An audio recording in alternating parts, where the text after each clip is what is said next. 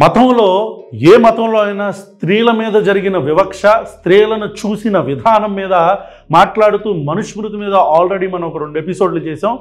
This is the third one. Already ఆ 2 links కూడా మీకు డెస్క్రిప్షన్లో పెడతాం. మంచి వ్యూవర్షిప్, దానికి కూడా అవి కూడా చాలా మంచి రెస్పాన్స్ వచ్చింది అవి చూసిన తర్వాత. రైట్, ఇప్పుడు మనుస్మృతిలో నెక్స్ట్ పంచమాధ్యాయంలో 150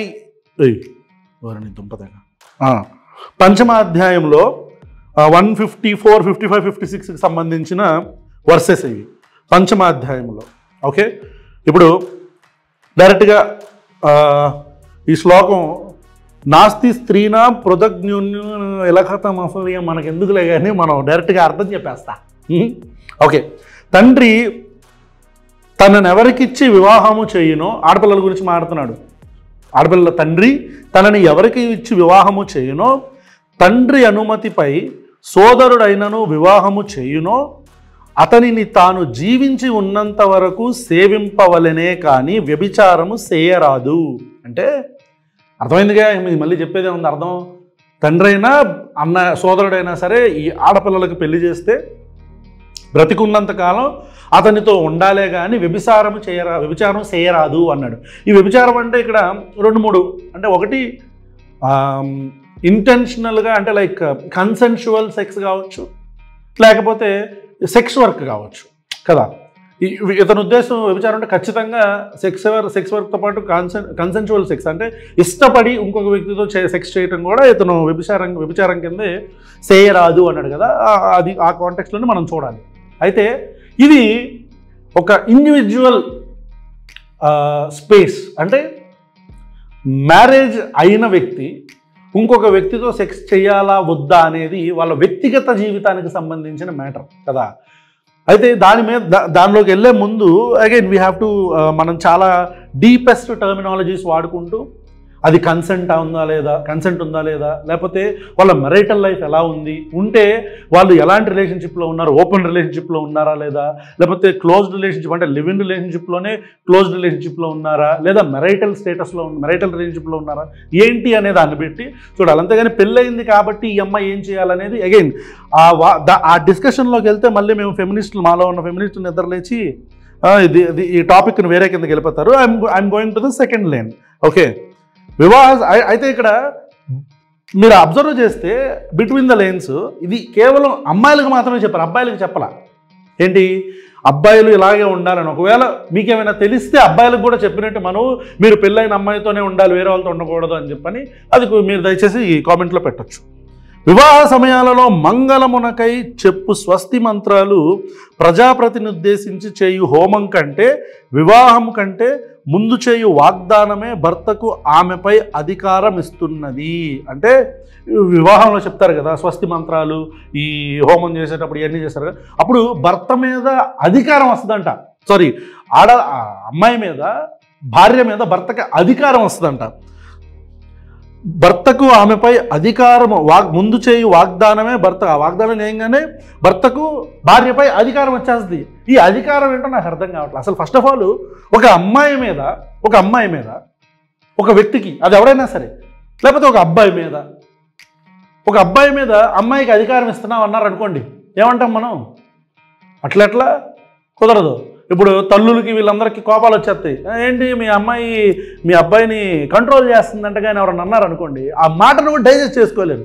అదే రివర్స్లో చెప్పామనుకో, మీ కోడలను బాగా కంట్రోల్ చేస్తున్నట్టుగా, అబ్బా ఎంత సంతోషమో. అసలు ఫస్ట్ ఆఫ్ ఆల్ అమ్మాయి అమ్మాయినైనా కంట్రోల్ చేయటం ఏంటి?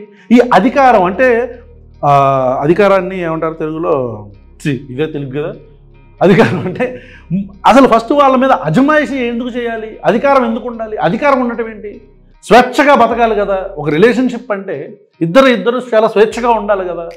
ఈ అధికారం ఉండటం ఏంటో నాకు అర్థం కాలేదు. అది కూడా మళ్ళీ అమ్మాయి మీద అబ్బాయికి మాత్రం ఉంటుంది, భార్య మీద భర్తకు మాత్రం ఉంటుంది, భర్తకు భార్య మీద ఉంటుంది, భార్య మీద భర్తకు అధికారం ఉంటుంది, భర్త మీద భార్యకు ఉంటుంది అధికారం. ఓకే, అట్లే కాదు ఋతుకాలంలో బహిష్టు కానీ సమయంలో భర్త ఆమెకు సుఖాన్ని కలిగిస్తున్నాడు, అట్లే పరలోకములో అతడు ఆమెకు సుఖాన్ని కలిగిస్తున్నాడు. సెక్స్లో కూడా వివక్ష ఏంట్రా? నీ దుంపదగా మనువుగా నువ్వెవడురా అసలు నాకు అర్థం కాదు. సెక్స్లో కూడా వివక్ష ఏంటి? భర్త భార్యకి సుఖాన్ని ఇస్తున్నాడంట. మరి భార్య భర్తకి ఇస్తుంది ఏంటి? అంటే సెక్స్ అనేది మ్యూచువల్ కదా. ఇప్పుడు ఒక ఇద్దరు కలిసి మ్యూచువల్గా ఒక యాక్ట్లో పాల్గొంటున్నారంటే అబ్బాయి అయినా అమ్మాయి అయినా ఇద్దరు కలిసి కన్సెన్షువల్గా ఇద్దరికి ఇష్టపడి దాంట్లో అబ్బాయి అమ్మాయికి సుఖాన్ని ఇస్తున్నాడా? మరి అమ్మాయి అబ్బాయికి ఇస్తుంది ఏంటి? దుఃఖాన్నా? తెచ్చనా కొడక నువ్వు రాయటం ఈ బతిగాళ్ళు నమ్మటం బత్తగాళ్ళు. నెక్స్ట్ అంటే చూడండి, సెక్స్ చేసేటప్పుడు కూడా అబ్బాయిని ఎలా చూపిస్తున్నారు అంటే సెక్స్లో కూడా అమ్మాయికి అబ్బాయి సుఖం వస్తున్నాడు అంటే అది అమ్మాయి పాపం చేసుకున్న పుణ్యం. అమ్మాయి పాపం పుణ్యం చేసుకుంది, వాడితో సెక్స్ చేయించుకోవటం అనేది అమ్మాయి చేసుకున్న పుణ్యం అన్నమాట. వాడు సుఖం ఇస్తున్నాడు మరి. అమ్మ అట్లే పరలోకంలో అతడు ఆమె సుఖాన్ని కలిగిస్తున్నాడు. సదాచార శూన్యుడైన ఇంకొక స్త్రీయందు అనురక్తుడైన సద్గుణములు లేకపోయినా భర్తను భార్య దేవుని వలె పూజించాలి.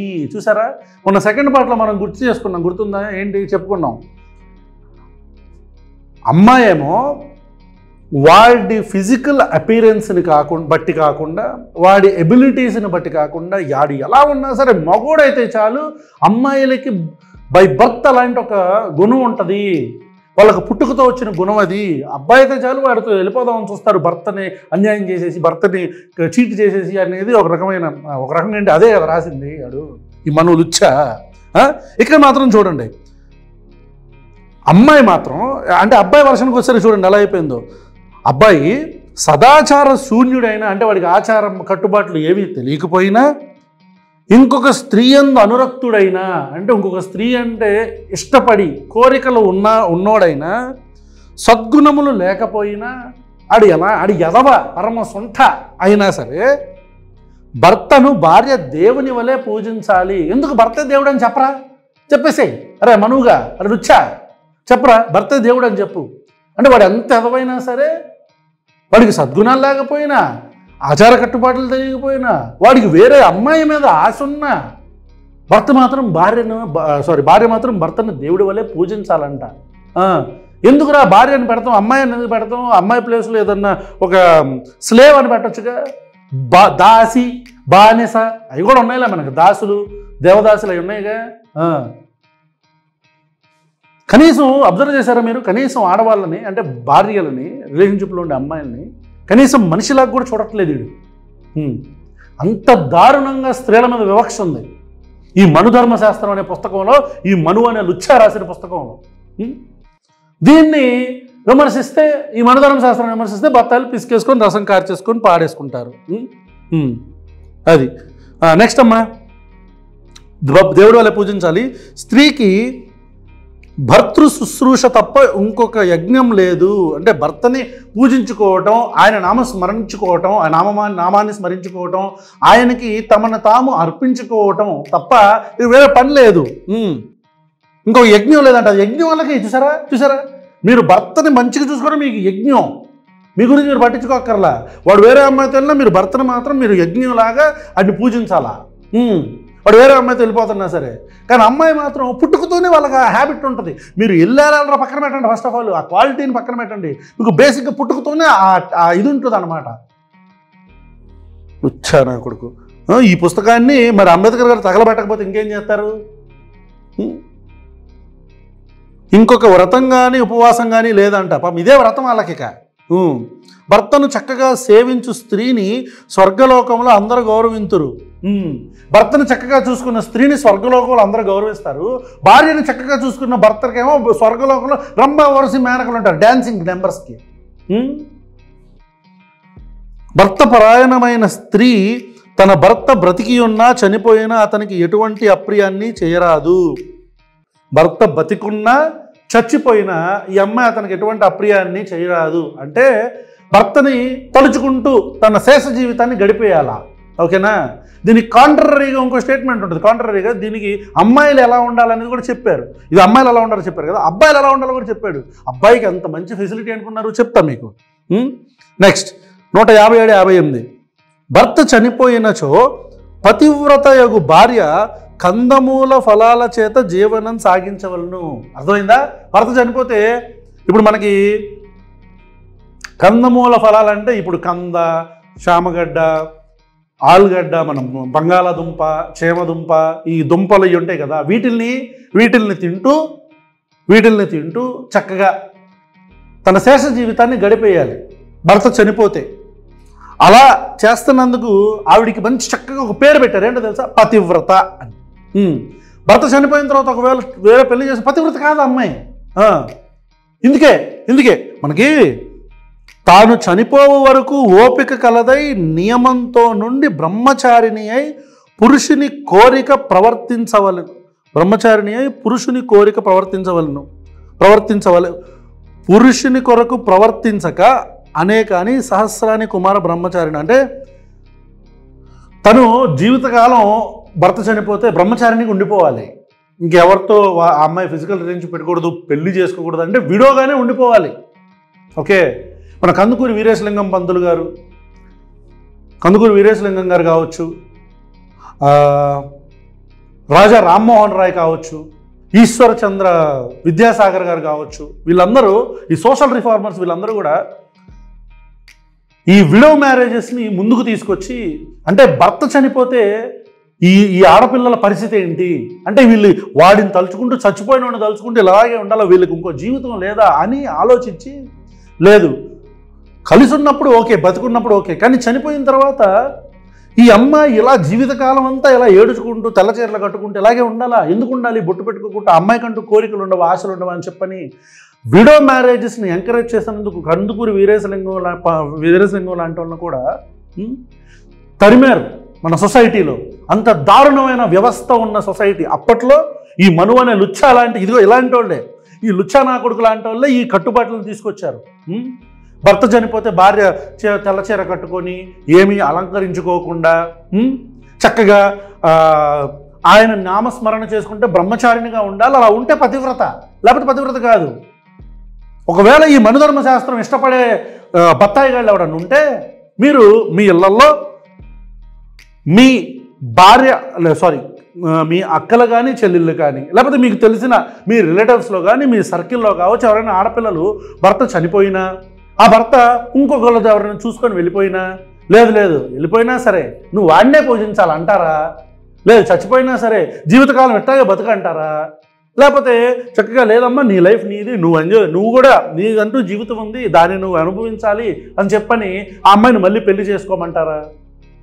లేదు, ఈ అమ్మాయిని వదిలేసి వాడు ఇంకొకళ్ళని చూసుకున్నాడు, అప్పుడు ఈ మనుధర్మ శాస్త్రం లుచ్చా చెప్పినట్టు చక్కగా లేదమ్మా వెళ్ళిపోయాడు, భర్తను మాత్రం నువ్వు పూజించాలి, అదే నీకు యజ్ఞం, అప్పుడే నువ్వు పతివ్రతం అని చెప్తారా? లేదంటే లుచ్చాగడాడు వెళ్ళిపోయాడు ఎదవా, ఇంకొక అమ్మాయిని చూసుకో, నీకెందుకమ్మా, నువ్వు చక్కగా నీ లైఫ్ చూసుకో, నీ ఇంకొకరిని పెళ్లి చేసుకో అంటే చేసుకో, సింగిల్ బదరకుండా నీ చాయిస్ అది. అంటే చేసుకోవాలా చేసుకోకూడదా అనేది ఆడవాళ్ళ చాయిస్ కాకుండా కొంతమందికి ఇష్టం ఉంటుంది, కొంతమందికి ఇష్టం ఉండదు.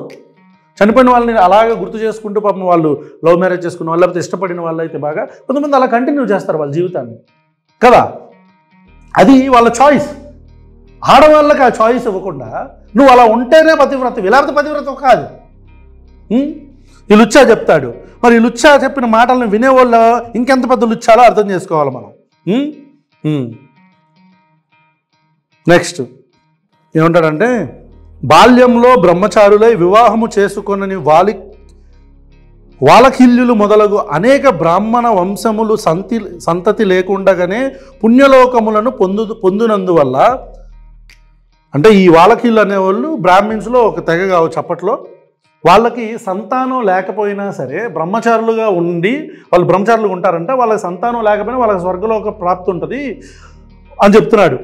సో సంతతి కలగలేదని బాధపడకూడదు. భర్త చనిపోయినచో పవిత్ర అయిన స్త్రీ బ్రహ్మచర్య వ్రతములు అవలంబించి పుత్రులు లేకున్నా వాళ్ళ కళ్యాదుల వలె స్వర్గలోకానికి చేరును. అర్థమైందా? భర్త చనిపోయినా సరే పిల్లలు లేకపోయినా సరే మీరు స్వర్గలోకానికి వెళ్తారు కాదు, పెళ్లి చేసుకుని మళ్ళీ పిల్లలను కనొద్దు. కానీ కొడుకులపైనున్న ప్రేమతో పరపురుషునితో పోయిన స్త్రీ, కొంతమందికి ఆడపిల్లలకి ఎక్కువగా అంటే ఆపోజిట్ జెండర్. అబ్బాయిలకేమో డాటర్ చైల్డ్ కావాలి, గర్ల్ చైల్డ్ కావాలని, అమ్మాయిలకేమో బాయ్ చైల్డ్ కావాలని ఆపోజిట్ జెండర్. ఇది కామన్ కదా, వెరీ వెరీ కామన్ థింగ్ కదా. ఇట్లా ఆడపిల్లలకి కొడుకులు కావాలంటే సో అందుకని చెప్తున్నాడు. కానీ కొడుకుల పైన ఉన్న ప్రేమతో పరపురుషునితో పోయిన స్త్రీ ఇహలోకమును చెడ్డ పేరును తెచ్చుకుంటుంది, పరలోకములో పుణ్యానికి దూరం అవుతుంది. చూసారా? అంటే భర్త చనిపోయిన స్త్రీ ఒకవేళ నాకు పిల్లలు కావాలి, ఇప్పుడు తల్లిదండ్రులు ఉంటారు, లేటెస్టే మన ఇంట్లో మన కూతురు ఉంది, మనం ఆ అమ్మాయి పెళ్లి చేసుకున్నవాడు చనిపోయాడు అనుకోండి, మనం ఏమంటాం? అమ్మ నీకు లైఫ్ ఉంది, నువ్వు మళ్ళీ పెళ్లి చేసుకో, నీకంటూ పిల్లలు కావాలి, నీకంటూ కుటుంబం కావాలని చెప్పని చెప్తామా? లేదా నువ్వు చేసుకుంటే ఆడు చచ్చిపోయాడుగా, ఇప్పుడు నువ్వు చేసుకున్నావు అనుకో పిల్లల కోసం, లేదా నీకు డాటర్ ఉంది, లేదా ఒక సన్ ఉన్నాడు, వాళ్ళకు తండ్రి కావాలని ఏదో చేసుకున్నావు అనుకో, అయిపోయింది, నీకు పుణ్యం ఉండదు, నీకు స్వర్గంలో ప్రాప్తి లేదు. అయినా ఆడవాళ్ళు పాపం స్వర్గలోకానికి వచ్చి కూడా ఏం చేస్తారులే, ఆ రాంబాబు వచ్చి మనకు డ్యాన్సులు వేస్తుంటే చూస్తారా ఏంటి? అబ్బాయిల కంటే ఆ ఫీజిబిలిటీ ఉంది, మనం అడావుడి. మరి ఆడవాళ్ళకి ఏముంది పాపం? ఏం లేదుగా. స్త్రీ పురుషుని వల్ల కలిగిన సంతానము శాస్త్ర సమ్మతం కాదు. ఇంకొక పురుషుని వివాహం ఆడుట కూడా తగనిది. ఇంకో పురుషుని వేరే పురుషుని చేసుకోకూడదమ్మా మీరు. ఇతరుని భార్య యందు కన్న సంతానము తన సంతతి కానేరదు. అర్థమైందా? ఇప్పుడు లెటర్స్ ఒకవేళ పెళ్లి చేసుకున్నా, అతను ఒకవేళ డివోర్స్ చేయండి, మీరు డివోర్స్ చేయండి, మీరు పెళ్లి చేసుకుంటే అతనికి ఒక పిల్లలు ఉంటే వాళ్ళని మీ సంతతి కాదు, వాళ్ళు పిల్లల కింద చూడకూడదు మీరు వాళ్ళని.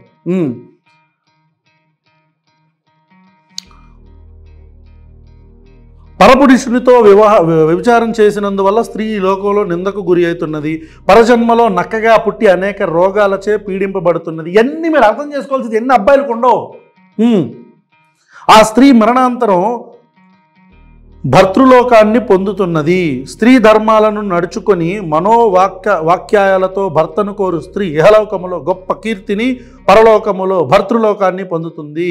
ఎందుకు? సంకనాగటానిక. ఈ విధముగా ధర్మముగా నుండు సవర్ణ అయిన స్త్రీ భర్త కంటే ముందుగానే చచ్చినచో, వచ్చింది టాపిక్ వచ్చింది, మన టాపిక్ వచ్చింది. ఇప్పుడు ఒకవేళ భర్త ముందు చనిపోయాడు కదా, అదే ఒకవేళ భర్త కంటే ముందే స్త్రీ చనిపోతే ఏమైందో చూద్దాం. ఆమెను యజ్ఞాగ్నిహోత్రముతో యజ్ఞపాత్రములతో దహింపవలెను. ఓకే, ఒక కట్టుబాటు అనుకుందాం, ఆచారం అనుకుందాం. తనకంటే ముందు చనిపోయిన భార్యకు అంత్యకర్మ చేసి, క్రమేషన్ మొత్తం ఫ్యూనరల్ అంతా చేసి, శ్రోతస్మార్తాగ్నులను ఆధీనము చేసుకొనుటకు పునర్వివాహాన్ని చేసుకునేవలెను. అమ్మ నా కొరకు, అరే మనువుగా చూసారా ఎంత వివక్ష? ఇందాకేమన్నాడు? భర్త చనిపోతే అమ్మాయిలకి ఎన్ని కండిషన్స్ పెట్టాడు. భార్య ఎలా ఉండాలి, బ్రహ్మచారిణిగా ఉంటేనే నీకు పుణ్యం, ఇవన్నీ చెప్పాడా? ఇప్పుడు అంటే అసలు నీకు స్వర్గలోకం ప్రాప్తి ఉండదు, పుణ్యం ఉండదు, నక్కలాగా పుడతావు, కుక్కలాగా పుడతావు అన్నాడా? ఇప్పుడు చూసారా? అమ్మాయి అయితే మాత్రం, అమ్మాయి చనిపోతే మాత్రం చక్కగా అబ్బాయిలకి ఎంత మంచి ఫెసిలిటీ ఈ మనువుగాడు. చనిపోయిన భార్యకు అంత్యకర్మ చేసి, ఫ్యూనరల్స్ చేసేసి, శ్రోతస్మార్తాగ్నులను వీటిల్ని ఆధీనంలోకి చేసుకున్నటకు పునర్వివాహాన్ని చేసుకునేవాళ్ళనంట. ఎంత మంచి ఫెసిలిటీ రా అబ్బాయిలకి. ఈ లుచ్చాగాడు మనుధర్మశాస్త్రం రాసి ఇలాంటివన్నీ పులిమితే ఆడపిల్లల మీద ఇంత వివక్ష చేసి, అబ్బాయి మాత్రం పెళ్లి చేసి చచ్చిపోగానే ఫ్యూనరల్ అయిపోగానే చేసుకోవాలి వీడు. ఈ ధర్మశాస్త్రాన్ని, ఇది ఒక ధర్మశాస్త్రం, దాన్ని తగలబెట్టకుండా ఏం చేస్తారు? ఇది ఒక ధర్మశాస్త్రం. ఇంత వివక్షతో కూడిన పుస్తకాన్ని విమర్శిస్తే బ్రహ్మానందాన్ని మీరు టార్గెట్ చేస్తారు. సరే, బ్రహ్మానందం చెప్పిన దాని మీద విమర్శ చేయొచ్చు, టార్గెట్ ఒకే రకంగా మూకంబడి దాడి. మనం అలాంటి వాళ్ళు వచ్చేస్తారుగా అడ్డుగా నిలబడటానికి. గృహస్థుడు ఈ విధంగా పంచమహాయజ్ఞాలను వదలక వివాహం చేసుకుని ఆయుష్లో రెండో భాగాన్ని గడుపుచు ఇంటిలో ఉండవలెను. అంటే గృహస్థుడంట కాబట్టి ఇలా చేసి ఇక రెండో జీవితం, నెక్స్ట్ జీవితం, సెకండ్ లైఫ్ని చక్కగా స్టార్ట్ చేసి హ్యాపీగా బతకాలంట. చూసారా మనుధర్మశాస్త్రంలో ఆడవాళ్ళ మీద వివక్ష ఎలా ఉందో? అప్పుడే అయిపోలే, ఇంకా చాలా ఉన్నాయి. స్త్రీల మీద వివక్ష ఉంది, మనుషుల మీద వివక్ష ఉంది, జాతులని చెప్పని, వర్ణాలని చెప్పని జాతులుగా మనుషుల్ని విభజించి, మనుషుల్ని మనుషుల్లా చూడకుండా ఒక వర్గానికి ఒక వర్ణానికి ఒక శిక్ష, ఇంకో వర్ణానికి ఇంకో శిక్ష, అంటే గ్రేడ్స్ని బట్టి మనుషులకి శిక్షలు విధించి, ఈ లుచ్చా నా కొడుకు ఒక పుస్తకం రాస్తే ఒక యదవ ఒక పుస్తకం రాస్తే దాన్ని ఈ బత్తాయి గాళ్ళు ఫాలో అవటం. సరే, ఒక్కొక్కరికి ఒక్కొక్క మతాన్ని ఫాలో అయ్యే స్వేచ్ఛ ఉండే ప్రాసెస్లో భాగంగా ఏ మతాన్నైనా ఫాలో అవ్వచ్చు. కానీ ఇట్లాంటి వివక్ష ఉన్నప్పుడు వివక్షను చెప్తే పొడుచుకొచ్చేస్తుంది, మనకి పిసికేసుకుంటారు, కార్చేసుకుంటారు. కార్చుకోండి, మేము కూడా వీడియోలు చేస్తాం. Thank you so much.